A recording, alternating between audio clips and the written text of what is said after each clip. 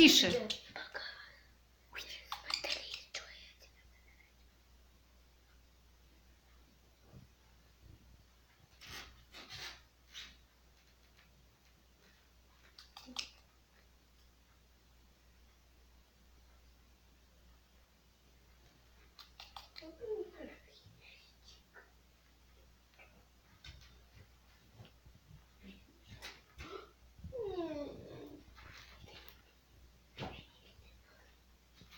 Что, мой хороший мальчик?